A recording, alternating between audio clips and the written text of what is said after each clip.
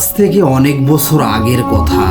আমার বয়স তখন 15 কি 16 বছর হবে। আমার আব্বা মাঠে চাষ করতেন। আব্বা প্রায় সময় মাঠের কাজে আমাকে নিয়ে যেত। একদিন বিকেল বেলা আমরা ধানের জমিতে কাজ করছিলাম। এখানে বলে রাখি, আমাদের গ্রামটা তখন মাঠের মাঝখানে ছিল। মাঠের বুক চিরে একটা রাস্তা 2টা গ্রাম হয়ে বাজারে পৌঁছেছে। আমাদের জমিটা বেশ দূরে ছিল। হঠাৎ আব্বা আমাকে বলল, রাজ্জাক, তুই বাড়িতে গিয়ে গামলা আর লবণ নিয়ে আয়। আপনারা হয়তো চাষ করেন যারা, তারা জানেন বিভিন্ন কারণে ধানের জমিতে লবণ দেওয়া হয়। তো আমি সোজা বাড়ির দিকে রওনা দিলাম। চিকন আইলের উপর দিয়ে হেঁটে আসতে অনেক সময় লেগেছিল আমার। প্রায় 1 ঘন্টা লাগলো আমার বাড়িতে আসতে। আকাশ মেঘাচ্ছন্ন হওয়ায় 5টার দিকেই চারপাশ প্রায় অন্ধকার হয়ে গিয়েছিল। এখানে বলে রাখি, আমরা যেদিন রাতে কাজ করার উদ্দেশ্যে মাঠে যাই, সেদিন খাবার আর হারিকেন বা লাইট জাতীয় কিছু নিয়ে যেতাম। সেগুলো রাখতাম আমাদের পাশে, আমাদের বানানো কুঁড়ে ঘরে। আর সেদিন আমরা রাতে কাজ করার উদ্দেশ্যে যাইনি, সেজন্য আলো নিয়ে যাইনি। আমি লবণের গামলা নিয়ে রওনা দিলাম। তখন প্রায় অন্ধকার নেমে গেছে। পৌঁছাতে পৌঁছাতে অনেকটাই অন্ধকার হয়ে গেছে। এজন্য আমি আইল ছেড়ে জমির মধ্য দিয়ে হাঁটা ধরলাম। আমাদের জমির কাছে পৌঁছানোর একটু আগে আমি আব্বাকে জোরে ডাক দিলাম। আব্বা খুব ধীরে উত্তর দিল। শব্দটা আসলো ঠিক আমার বাম দিকের কয়েকটি জমির পর থেকে। কিন্তু আমি আমাদের জমিটা চিনি, আমাদের বানানো কুঁড়ে ঘর দেখে। কারণ আমাদের জমির আইলের ধারেই কুঁড়েটা বানানো ছিল। আর যে জমিটা থেকে শব্দ আসলো সেটা হলো শার্দুল কাকার। কাকা মারা গেছে আজ থেকে 7 দিন আগে। কাকা হিন্দু ধর্মাবলম্বী ছিলেন। আমার সন্দেহ হয়। আমি আবার জোরে আব্বা বলে ডাক দিলাম, কিন্তু এবার কোনো আওয়াজ আসলো না। আমি কোনো কিছু না ভেবে কুলের দিকে হাঁটা দিই। আমি বারবার ডাকার পরও আব্বা কোনো উত্তর দিচ্ছিল না। আমি আমাদের জমির চারপাশ ও কুঁড়েঘর খুঁজেও আব্বাকে পেলাম না। এবার আমার ভয় লাগতে শুরু করলো। শার্দুল কাকার কথা মনে পড়তেই আমার মনে পড়ে গেল কাকার লাশ পোড়ানোর কথা। কারণ আমি শার্দুল কাকার লাশ পোড়ানো দেখেছিলাম। তখন সন্ধ্যা পেরিয়ে প্রায় রাত হয়ে গেছে। আবসা আবসা সব কিছু দেখা যাচ্ছিল। এসব কিছু এবার আমি কিছু না ভেবে লবণের গামলাটা আইলের উপরে রেখে কাকার জমির দিকে দৌড় দেই। কারণ প্রথম মৃদু আওয়াজটা ওইখান থেকেই আসছিল। কাকার জমির পাশে যেহেতু আমি হাসির শব্দ শুনতে পাই। শব্দটা মেয়ে কণ্ঠ নাকি পুরুষ কণ্ঠ কিন্তু বোঝা যাচ্ছিল না। একদম চারদিকে নিস্তব্ধ পরিবেশ। ওই আস্তে আস্তে হাসিটা আমার পুরো শরীর হিম করে দেয়। আমি অনেক কষ্টে সাহস জুগিয়ে ওইখান থেকে দিক বিদিক না দেখে দৌড় দেই ধানের জমির কাদার মধ্যে। কতক্ষণ দৌড়েছি বলতে পারবো না। হঠাৎ কোনো একটা কিছুর সাথে হোঁচট খেয়ে পড়ে যাই আমি। উঠে আবার দৌড় দিতে যাব, এমন সময় কাতরানোর আওয়াজ শুনতেই পেছনে তাকিয়ে দেখি আব্বার মুখ দেখা যাচ্ছে। বুঝলাম আমি আব্বার শরীরে হোঁচট খেয়ে পড়ে গেছি। আব্বার দিকে তাকাতেই দেখি ধান গাছের মধ্য থেকে শুধু আব্বার মুখ দেখা যাচ্ছে। কাছে গিয়ে দেখি আব্বার কোমরের ওপর পর্যন্ত কাদার ভেতরে। আমি দেখেই জোরে চিল্লাতে শুরু করি এবং সঙ্গে সঙ্গে সেখানেই বেহুশ হয়ে পড়ে যাই। চোখ খুলে আমি দেখি আমার বাড়ির বারান্দায় খাটে শুয়ে আছি আমি। আর আমার আব্বা মেঝেতে পাটির উপরে শুয়ে আছে। পাশে বসে আছে মা, দাদি আর প্রতিবেশী 2 জন কাকা। আর আমার বোন আব্বার পা টিপছিল। তখন দুপুরের সময় ছিল। তখন বুঝলাম আমি কত সময় ধরে বেহুশ ছিলাম। আমার সারা শরীর ব্যথায় টনটন করছে, সাথে হালকা জ্বর। আব্বার শরীরেও নাকি সারা রাত অনেক জ্বর ছিল। দুপুরে আমরা খাওয়া দাওয়া করে বারান্দায় সবাই বসি। এবার সবাই আব্বাকে আর আমাকে জিজ্ঞেস করলো কাল মাঠে কি হয়েছিল। আব্বা এর মধ্যেই প্রায় সুস্থ। আব্বা ভয়ার্ত সুরে স্পষ্টভাবে বলতেই শুরু করলেন, আমি যখন রাজ্জাককে লবণ আনতে বাড়ি পাঠিয়ে কাজ করতে থাকি। প্রায় 30 মিনিট পর শার্দুলের জমি থেকে শার্দুল আমাকে ডাকলো।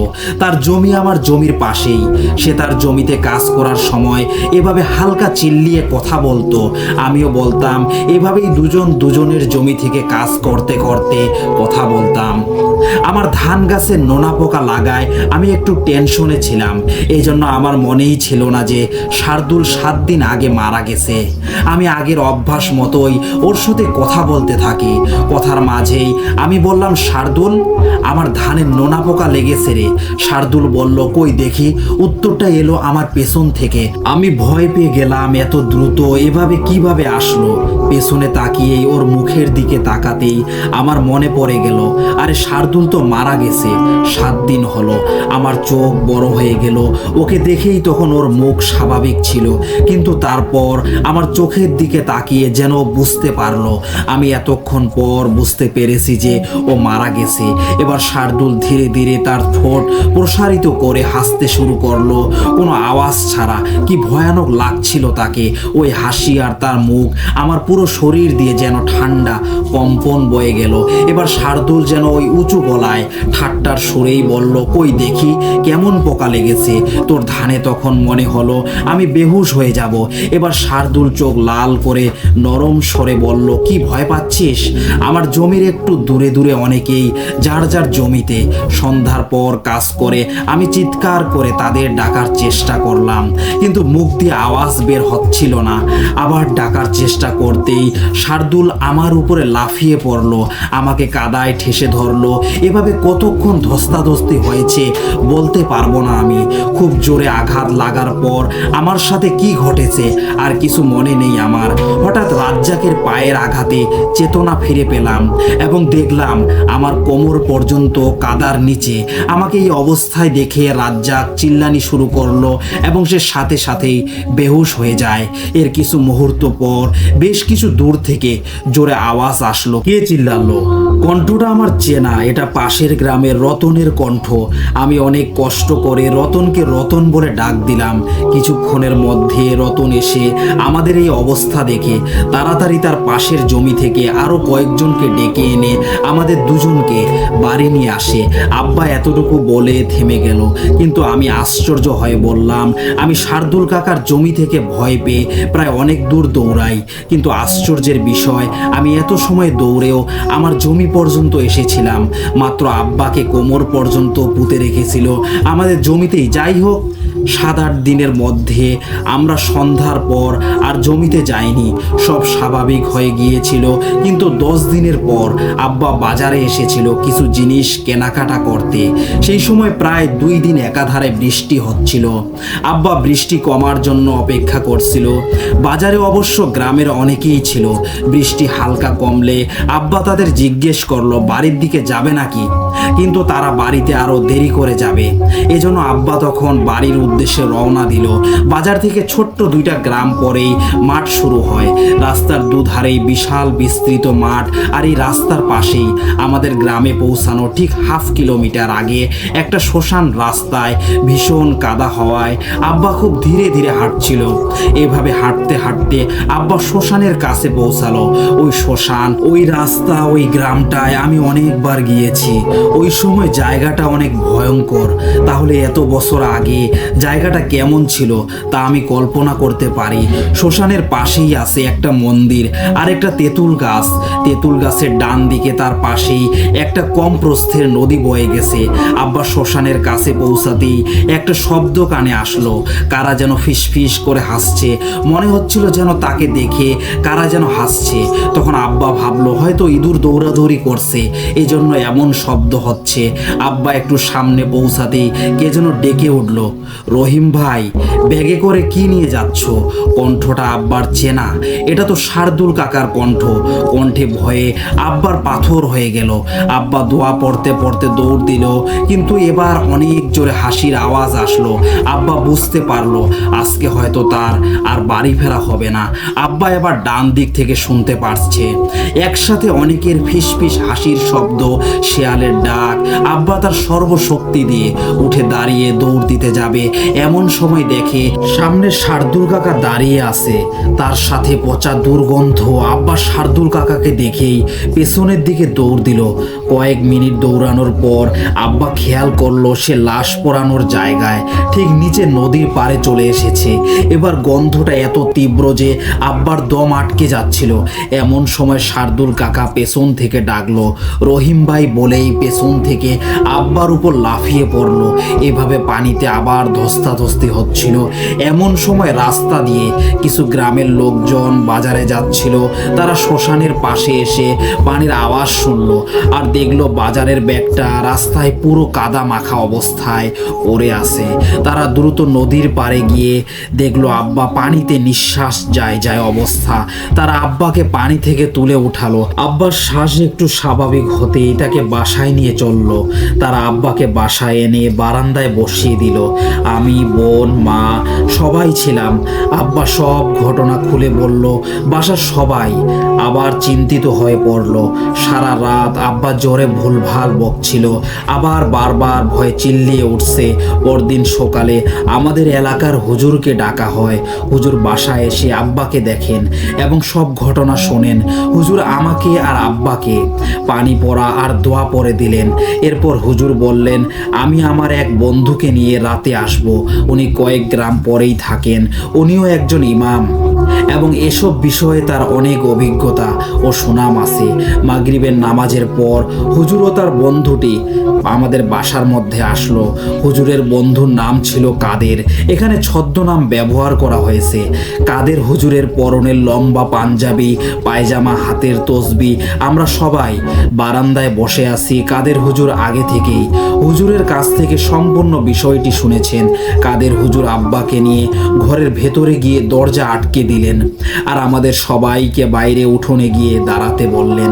প্রায় 20 মিনিট পর আব্বা ও হুজুর বের হয়ে আসলেন। আমরা সবাই একসাথে বারান্দায় বসলাম। হুজুর বললেন একটা খুবই খারাপ জিনের নজর পড়েছে আব্বার উপর, আর জিনটি নাকি আমাদের জমির পাশেরই একটি পুরাতন গাছে থাকে। আব্বা নাকি মাসখানেক আগে পাশের জমির মালিকদের সাথে ওই গাছটা কেটে ফেলার পরিকল্পনা করেছিলেন ওই গাছের নিচে বসেই, আর ঠিক তার কিছুদিন পরেই নাকি গাছটা কেটে ফেলে। আব্বা ও পাশের লোকজন, তাদের মধ্যে নাকি শার্দুল কাকাও ছিলেন। তখন থেকেই নাকি আব্বাকে ওই জিনটা টার্গেট করে। আমরা সবাই কাদের হুজুরকে জিজ্ঞেস করলাম তাহলে ওই জিনটা শার্দুল কাকা হয়ে কেন সামনে আসে আমাদের, আর শার্দুল কাকার মৃত্যু কি এই জিনের কারণেই হয়েছে? এরপরেই এশার আজান দিয়ে দিয়েছে। কাদের হুজুর বলল আমার এখনো অনেক কিছু জানার বাকি আছে। নামাজ পড়ে এসে আপনাদের আমি সব কিছু জানাবো, আমাদের জানাবে বলে তারা মসজিদের উদ্দেশ্যে চলে গেল। আমরা সবাই বারান্দায় বসেছিলাম, চারিদিক নিস্তব্ধ। হুজুর যাওয়ার আনুমানিক 10 মিনিট পর আমাদের ঘরের চালে খসখস শব্দ উঠল। বুকটা কেঁপে উঠল। এই নীরবতার মধ্যে এরকম শব্দ। এবার আমরা সেই পরিচিত ফিসফিস হাসির আওয়াজ শুনলাম। সবাই শুনল, আমি, বাবা, মা। হঠাৎ খেয়াল করলাম আমার বোন কোথাও নেই। এরপর আমার বোনের গলা শুনতে পেলাম আমাদের ঘরের চাল থেকে। আমরা দ্রুত বাইরে এসে দেখি আমার বোন চালের উপরে বসে আছে আর আমাদের দিকে তাকিয়ে হাসছে। তার হাসিটা দেখে আমার পুরো শরীর হিম হয়ে গেল। মা অস্বাভাবিক কিছু বুঝতে পেরে পাগলের মতো কাঁদতে শুরু করলেন। আব্বা আমার বোনকে নিচে নেমে আসার কথা বলতেই আমার বোন অপরিচিত ছেলের কণ্ঠে বলে উঠল, রহিম, আমি তোকে মেরে এখন থেকে তোর বাড়িতেই থাকবো। আর সাথে সাথে ওই লোমহর্ষক হাসি। আব্বা বোনের এই অবস্থা দেখে কাঁদতে কাঁদতে বলল, আমার যদি কোনো দোষ হয়ে থাকে আমাকে মেরে ফেলো, তারপরও আমার মেয়েকে ছেড়ে দাও। এর মধ্যেই হুজুর আর কাদের হুজুর বাড়ির সামনে চলে এসেছেন। তাদের আসা মাত্রই আমার বোন ঘরের পেছনের দিকে লাফ দেয়।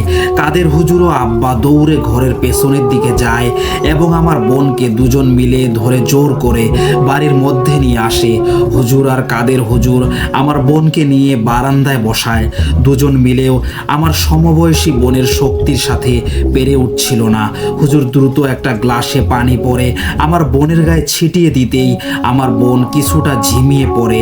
এবার কাদের হুজুর বারান্দায় আমার বোনকে বসিয়ে আমাদের সবাইকে উঠোনে যেতে বলেন। আমরা উঠোন থেকে হারিকেনের আলোতে দেখেছি হুজুর আর আমার বোন কথা বলছে, কিন্তু কি বলছে সেটা শোনা যাচ্ছে না। প্রায় 10 মিনিট পর দেখলাম আমার বোন বোন বেহুশ হয়ে গেছে। সাথে সাথে হুজুর আমাদের ডাকলো। হুজুর বলল, আমার বোনকে নিয়ে আর কোনো টেনশন নেই। এবার কাদের হুজুর বলল, আপনাদের প্রশ্ন ছিল শার্দুল বেশে ওই জিন কেন আসে আর শার্দুলের মৃত্যুর পেছনে এই জিনই দায়ী কিনা। শার্দুলের মৃত্যুর পেছনে এই জিনেরই হাত আছে আর তার চেহারা নিয়ে এসেছিল, কারণ আপনার আব্বার রহিম মিয়া আর শার্দুলকে ওই গাছ থেকে প্রায় দেখতো।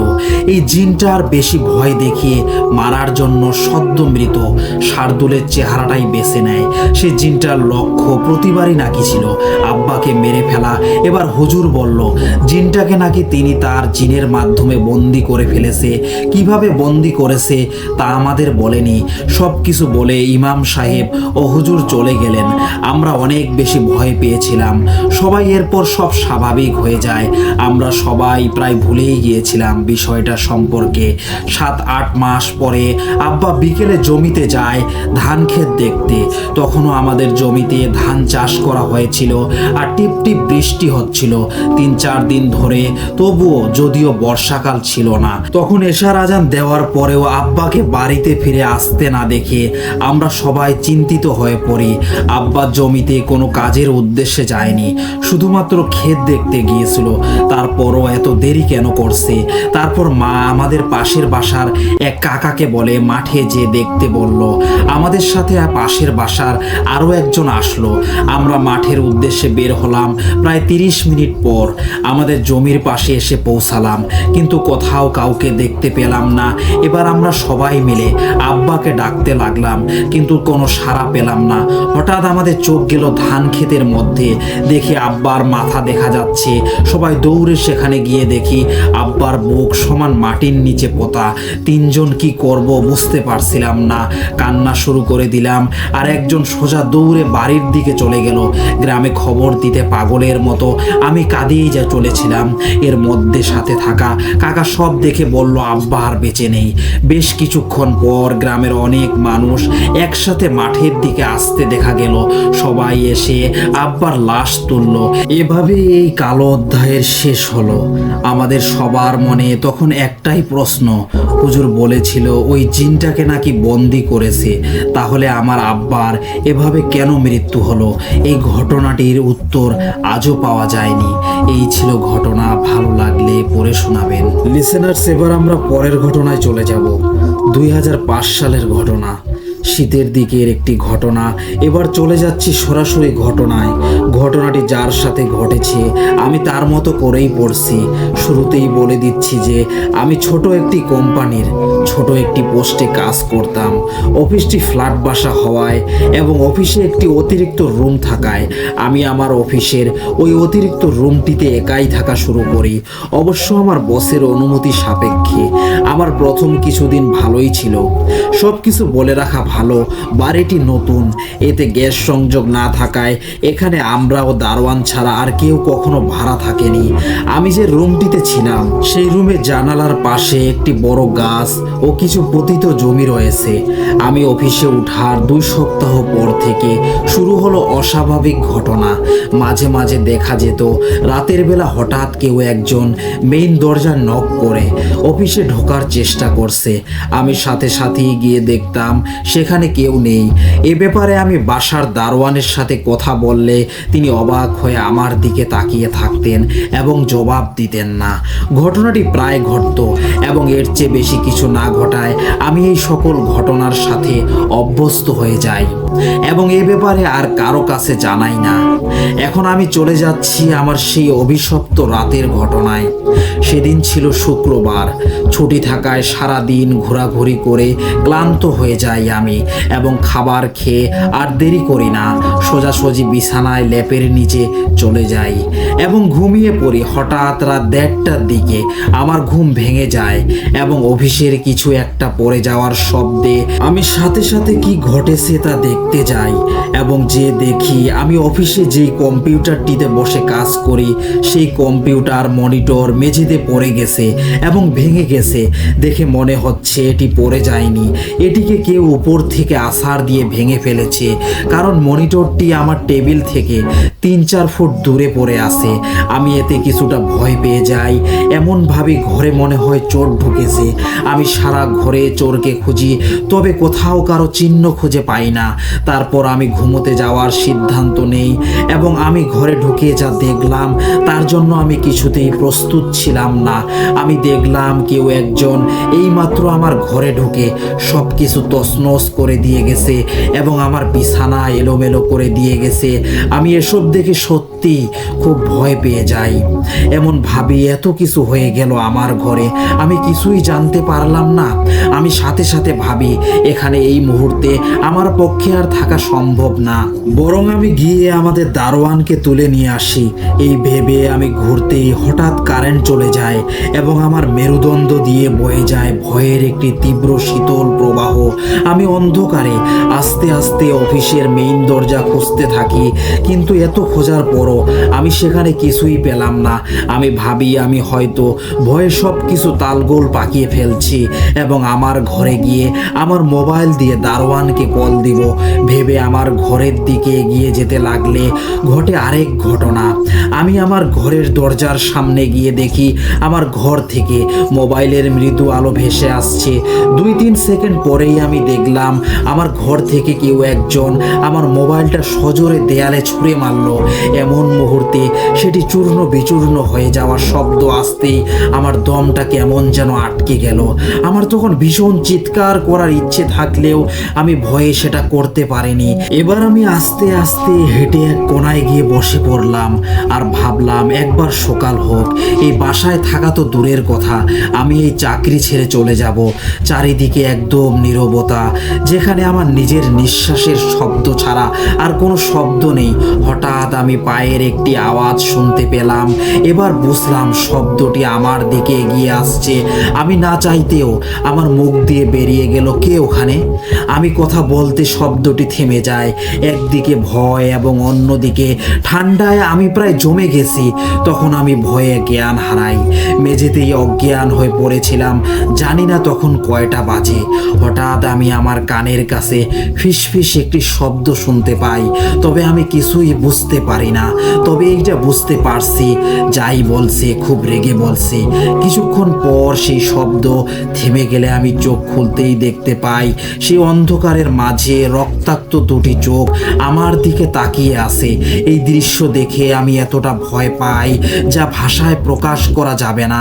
এরপর আমি দেখলাম চোখ দুটো আস্তে আস্তে নিচে নেমে যাচ্ছে। তবে কিছুক্ষণ পর আমি বুঝলাম আমি উপরে উঠে যাচ্ছি। আমি অনুভব করলাম আমি 8 ফিট থেকে 9 ফিট উপরে উঠে গেছি।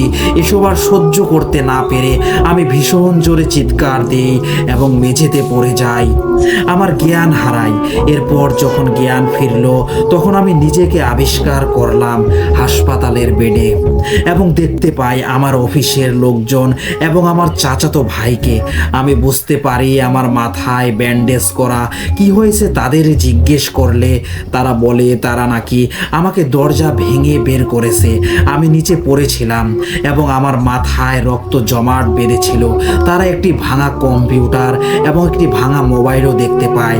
এসব কথা শুনে রাতে কি হয়েছিল আমার সব মনে পড়ে যায়।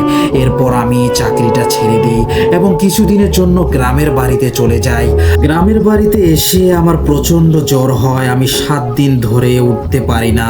তারপরে আমার বাবা মাকে সেই বাসার সব ঘটনা খুলে বলি। আমার বাবা এগুলো শুনে এক কবিরাজকে ডেকে নিয়ে আসে। কবিরাজ তখন সব কিছু বুঝতে পারলেও আমার কাছে সব কিছু জানতে চায়। তখন আমি কবিরাজকে সব কথা খুলে বলি। কবিরাজ তখন বলে সেগুলো জিন ছিল যা তোমার অনেক ক্ষতি করতে পারতো। যদি তুমি সে বাসায় থাকতা তাহলে তোমাকে তারা মেরেও ফেলতে পারতো, কিন্তু তোমার ভাগ্য ভালো, আল্লাহর রহমতে তুমি বেঁচে গেছো। কবিরাজ তখন কিছু পানি পড়া এবং তেল পড়া দিয়ে চলে যায়। এরপর কিছুদিন পর থেকে আমি আল্লাহর রহমতে সুস্থ হয়ে যাই। এরপর আমি সেই চাকরিটা যেহেতু করি না, সেজন্য আমি আমার এলাকায় ছোট্ট একটি ব্যবসা শুরু করি। সবাই আমার জন্য দোয়া করবেন। এই ছিল ঘটনা। ভালো লাগলে পড়ে শোনাবেন। লিসেনার্স, এবার আমরা পরের ঘটনায় চলে যাব। আর এই ঘটনাটি লিখেছেন মাহিদ হাসান জয়।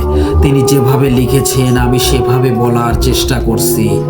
রাত তখন গভীর। শহরের শেষ প্রান্তে পুরনো এক পরিত্যক্ত বাড়ির সামনে দাঁড়িয়ে আছে রাকিব। চারপাশে অন্ধকার, শুধু দূরের একটা ল্যাম্পপোস্টের মলিন আলো সামান্য জায়গাটাকে আলোকিত করেছে। চারিদিকে নীরবতা, শুধু মাঝে মাঝে পেঁচার ডাক শোনা যাচ্ছে।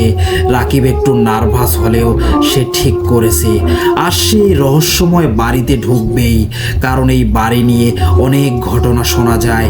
অনেক বছর আগে এখানে এক ব্যক্তির রহস্যজনক মৃত্যু হয়েছিল। সবচেয়ে ভয়ঙ্কর বিষয় হলো লাশের একটি হাত পাওয়া যায়নি। অনেকে বলে এই হাত এখনো রাতের বেলা নড়ে, যেন কিছু খুঁজছে। রাকিব এসব গুজবে বিশ্বাস করে না, তবে সত্যিটা জানতে সে একাই এসেছে এখানে। সে আস্তে আস্তে বাড়ির সামনে গিয়ে দাঁড়ালো। দরজাটা অর্ধেক খোলা, বাতাসে একটা অদ্ভুত গন্ধ ভেসে আসছে। বুকের ভেতর টিপ টিপ করছে। তবু সে ভেতরে ঢুকলো। চারিদিকে পুরনো আসবাবপত্র, দেওয়ালে ছোপ ছোপ দাগ। হঠাৎ একটা ঠান্ডা বাতাস বইল, আর তখনই সে দেখলো মেঝেতে একটা হাত পড়ে আছে। তার চোখ বিস্ময়ে বড় হয়ে গেল যখন সে দেখলো হাতটা নড়ছে। রাকিবের পুরো শরীর ঠান্ডা হয়ে গেল। তার চোখের সামনে মেঝেতে পড়ে থাকা কাটা হাতটা আস্তে আস্তে নড়ছে। হাতের আঙ্গুলগুলো কুঁচকে গেল, যেন কিছু ধরার চেষ্টা করছে। ভয় আর বিস্ময়ে তার গলা শুকিয়ে গেল। সে পেছনে সরে যাওয়ার চেষ্টা করলো, কিন্তু পা যেন জমে গেছে। ঠিক তখনই হাতটা আচমকা লাফ দিয়ে এগিয়ে এলো। রাকিব আতঙ্কে চিৎকার করার আগেই হাতটা ওর পায়ের কাছে গিয়ে থেমে গেল। তারপর যা হলো তা অকল্পনীয়। হাতটা আস্তে আস্তে মেঝেতে লেখা একটা দাগের উপর চলে গেল। রাকিব লক্ষ্য করলো মেঝেতে আগেই কিছু দাগ কাটা ছিল, যেন কেউ কিছু লিখতে চেয়েছিল কিন্তু শেষ করতে পারেনি। আঙ্গুলগুলো এবার দাগের ওপর নড়তে শুরু করলো। রাকিব হাঁ করে দেখলো হাতটা ধীরে ধীরে মেঝেতে রক্তের দাগ দিয়ে একটা নাম লিখছে, রেহান। কে এই রেহান? রাকিবের শির দ্বারা বেয়ে ঠান্ডা ঘাম নামতে লাগলো। সে মনে মনে ঠিক করলো তার এক মুহূর্ত এখানে থাকবে না। কিন্তু ঠিক তখনই একটা শীতল বাতাস ঘরের মধ্যে বইতে শুরু করলো। দরজাটা বন্ধ হয়ে গেল। চারপাশে কেমন যেন গা ছমছমে শব্দ। মনে হলো কেউ তার পেছনে দাঁড়িয়ে আছে। রাকিবের গলা শুকিয়ে কাঠ হয়ে গেল। সে ধীরে ধীরে ঘাড় ঘুরিয়ে পেছনে তাকালো। একটা ছায়া মূর্তি। মূর্তিটা ঘরের এক কোণে স্থির হয়ে দাঁড়িয়ে আছে। অন্ধকারে স্পষ্ট কিছু দেখা যাচ্ছে না, তবে সে অনুভব করতে পারছে ওটা তার দিকেই তাকিয়ে আছে। চারপাশ কেমন জানি ভারী হয়ে আসছে। বুকের ভেতর ধরপড় করছে। একটা ফিসফিসে কণ্ঠ বাতাসে মিলিয়ে গেল, রেহান। রাকিব থমকে গেল। এই নামটা তো কিছুক্ষণ আগেই মেঝেতে লেখা হয়েছিল। তাহলে কি এই ছায়া মূর্তিটাই রেহান? মূর্তিটা এবার ধীরে ধীরে সামনে এগিয়ে এলো।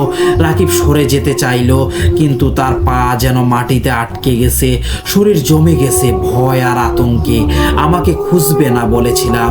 কণ্ঠটা এবার পরিষ্কার শোনা গেল, ঠান্ডা আর নিস্তেজ। রাকিব এবার বুঝতে পারলো মূর্তিটা মানুষেরই অবয়ব, কিন্তু অস্বাভাবিকভাবে ধোয়ার মতো কুণ্ডলি পাকিয়ে আছে। মাথার জায়গাটায় কেবল একটা ফাঁকা ছায়া। চোখ দুটো গভীর অন্ধকার। তোরা আমার হাত কোথায় রেখেছিস? এই কথার সঙ্গে সঙ্গে একটা ঝাপসা আলো ঘরের একপাশে জ্বলে উঠল।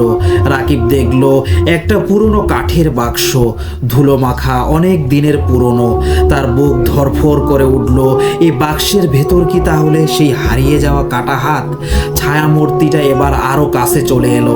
বাতাসে হালকা একটা পোড়া গন্ধ ছড়িয়ে পড়ছে, যেন দীর্ঘদিন আগের ধ্বংসস্তূপ থেকে আসছে। আমি ফিরে এসেছি আমার হারানো অংশের জন্য। মূর্তিটার কণ্ঠস্বর এবার ধ্বনিতে হতে লাগলো। পুরো ঘর কেঁপে উঠল। মেঝেতে থাকা কাটা হাতটা হঠাৎ কাঁপতে শুরু করলো, যেন কিছু অনুভব করছে।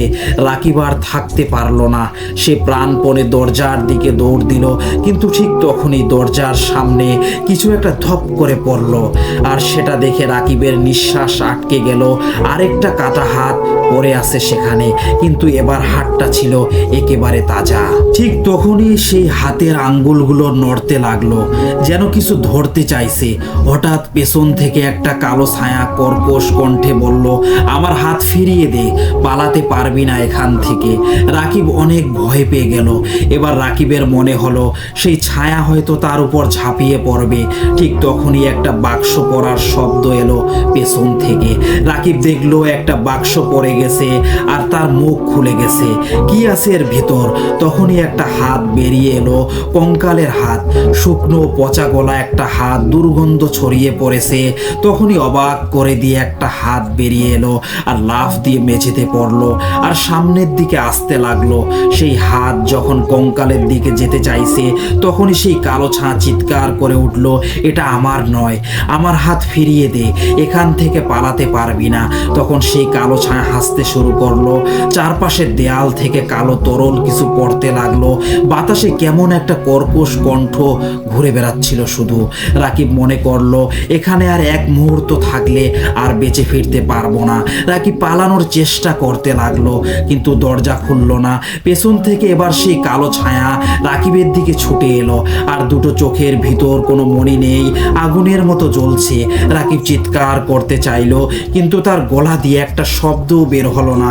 আস্তে আস্তে চারপাশ অন্ধকার হয়ে এলো। রাকিব অনুভব করলো চারপাশে সব কিছু যেন ঝাপসা হয়ে যাচ্ছে, মাথাটা ঘুরছে, শ্বাস নিতে কষ্ট হচ্ছে। পেছন থেকে ছায়া মূর্তিটা এগিয়ে আসছে, তার ফাঁকা চোখের ভেতরে যেন গভীর অন্ধকার। তুই পালাতে পারবি না। মূর্তিটার কণ্ঠস্বর ফিসফিস করে বাতাসে ছড়িয়ে পড়লো। রাকিব পাগলের মতো দরজাটা ধাক্কাতে লাগলো, কিন্তু দরজা এক ইঞ্চিও নড়লো না। সে জানে এখন না পালাতে পারলে আর কখনো পারবে না। ঠিক তখনই মেঝেতে পড়ে থাকা তাজা কাটা হাতটা হঠাৎ লাফিয়ে উঠলো। রাকিব হতবাক হয়ে দেখলো হাতটা নিজেই নড়ে নড়ে সেই কঙ্কালের হাতের দিকে এগিয়ে যাচ্ছে। ছায়া মূর্তিটা এবার বিকট গর্জন করলো, না এটা আমার না। তারপর ঘরের দেয়াল কাঁপতে শুরু করলো। কালো ধোয়ার মতো কিছু চারপাশ থেকে বেরিয়ে এসে ছায়া মূর্তিটাকে ঘিরে ধরলো। মূর্তিটা এক হাতে মাথা চেপে ধরলো, যেন প্রচন্ড যন্ত্রণায় ছটফট করছে। রাকিব সুযোগ বুঝে আবার দরজার দিকে দৌড় দিল। এইবার দরজাটা আপনা আপনি খুলে গেল। রাকিব ছিটকে বাইরে বেরিয়ে এলো। ঠান্ডা রাতের বাতাস তার শরীরে লাগতেই মনে হলো সে যেন মৃত্যুর দরজা থেকে ফিরে এসেছে। কিন্তু বাড়ির দরজার সামনে দাঁড়িয়ে সে যা দেখলো তাতে তার রক্ত হিম হয়ে গেল। দরজার ওপরে রক্ত দিয়ে লেখা একটা নাম, রাকিব। তার মাথা চক্কর দিয়ে উঠল, কিন্তু সে যখন পেছনে তাকালো দেখলো ঘরের ভেতর ছায়া মূর্তিটা আর নেই। রাকিবের পা জমে গেল। দরজার ওপরে নিজের নামটা রক্ত দিয়ে লেখা, যেন কেউ বা কিছু ওকে আগে থেকে জানতো এখানে আসবে। চারপাশ নীরব, বাতাসের মধ্যে একটা অদ্ভুত গন্ধ, পচা মাংস আর ভেজা মাটির গন্ধ মিশে আছে। রাকিব ধীরে ধীরে পেছনে তাকালো। ঘরের ভেতর ছায়া মূর্তিটা নেই, কিন্তু হঠাৎ কোথাও থেকে কাটা হাতটা আবার মাটিতে আছড়ে পড়লো। এবার সেটা আরো দ্রুত নড়তে লাগলো, যেন জীবন্ত কিছু। হাতটা সরসর করে রাকিবের পায়ের দিকে এগিয়ে এলো। রাকিব আতঙ্কে পিছু হটলো, কিন্তু তার পায়ের নিচের মাটি হঠাৎ করে ফেটে গেল। রাকিব চিৎকার করতে করতে নিচে পড়ে যেতে লাগলো, কিন্তু সে মাটির নিচে পড়লো না, সে পড়লো এক অন্ধকার ঘরে। ঘরটা এতটাই অন্ধকার যে নিজের হাতটাও দেখতে পাচ্ছিল না। শুধু একটা ব্যাপার টের পেল, ঘরটা খুব ঠান্ডা আর কোথাও যেন অনেকগুলো নিঃশ্বাস ফেলার শব্দ। তখনই মোমবাতির মতো কয়েকটা মৃদু আলো জ্বলে উঠলো চারপাশে। রাকিব যা দেখলো তাতে তার হৃৎপিণ্ড প্রায় বন্ধ হয়ে যাওয়ার উপক্রম। চারপাশে সারি সারি লাশ দাঁড়িয়ে আছে, চোখ নেই, মুখ নেই, কেবল পচা গলে যাওয়া শরীর। হঠাৎ সেই ছায়া মূর্তিটার কণ্ঠস্বর শুনতে পেল, তোকে বলেছিলাম তুই পালাতে পারবি না। রাকিব চোখ ঘুরিয়ে দেখলো ছায়া মূর্তিটা এবার তার সামনে দাঁড়িয়ে আছে, কিন্তু এবার সে আগের চেয়েও ভয়ঙ্কর। পুরো শরীরটা কালো ধোয়ার মতো কাঁপছে, চোখের জায়গায় গভীর শূন্যতা। রাকিব পেছনে সরতে গেল, কিন্তু কিছু একটা ওর পা চেপে ধরলো। সে তাকিয়ে দেখলো সেই কাটা হাতটা এবার ওর পা ধরে ফেলেছে। রাকিব মরিয়া হয়ে হাতটাকে লাথি মেরে সরানোর চেষ্টা করলো, কিন্তু সেটা শক্ত করে ওর পায়ের গোড়ালি আঁকড়ে ধরে আছে। তুই তো জানিস না তোর সত্যিকারের ভয়টা কি। ছায়া মূর্তিটা এবার সামনে এগিয়ে এলো আর তার ছায়ার মতো একটা হাত রাকিবের মাথার দিকে বাড়ালো। তখনই চারপাশের লাশগুলো এক একসঙ্গে ফিসফিস করে বলতে লাগলো, তুইও আমাদের মতো হবি রে, তুইও আমাদের মতো হবি। রাকিব চিৎকার করতে গেল, কিন্তু তার গলা দিয়ে কোনো শব্দ বের হলো না। অন্ধকার ধীরে ধীরে তাকে গিলে ফেলতে লাগলো। সে অনুভব করলো শরীরটা আস্তে আস্তে জমে যাচ্ছে, যেন ওর রক্ত হিম হয়ে যাচ্ছে। তখনই একটা বিকট চিৎকার শোনা গেল, সব কেঁপে উঠল। রাকিব চোখ খুলে দেখলো সব কিছু কাঁপছে। সেই ছায়ামূর্তিরা পেছনে সরে যাচ্ছে, যেন কষ্ট পাচ্ছে। কিন্তু কেন? রাকিব বুঝতে পারলো তার গলায় কিছু একটা ঝুলছে, একটা তাবিজ।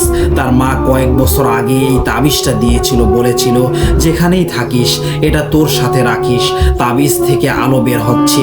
ছায়ামূর্তিটা বিকট শব্দে চিৎকার করতে লাগলো, না, এটা সম্ভব নয়। তারপর সে কুয়াশার মতো মিলিয়ে গেল, সবকিছু নিস্তব্ধ হয়ে গেল। রাকিব দেখলো ঘরটা আর আগের মতো নেই। এখন সে নিজের বাড়ির দরজার সামনে দাঁড়িয়ে আছে, কিন্তু মাটিতে পড়ে আছে সেই কাটা হাত, আর পাশে রক্ত দিয়ে লেখা নতুন কিছু শব্দ, শেষ হয়নি। সো লিসেনার্স, আজকের মতো এখানেই শেষ। পরবর্তী ঘটনাগুলো শুনতে চাইলে আমাদের চ্যানেলটি সাবস্ক্রাইব করে আমাদের পাশে থাকবেন। তো আমরা আশা করি আপনারা আমাদের চ্যানেলকে এগিয়ে নিয়ে যাবেন অনেক দূরে। আপনাদের এতটুকু ভালোবাসাই আমাদের কামনা। সবাই ভালো থাকবেন, সুস্থ থাকবেন, আর ভূত এফএম এর পাশে থাকবেন।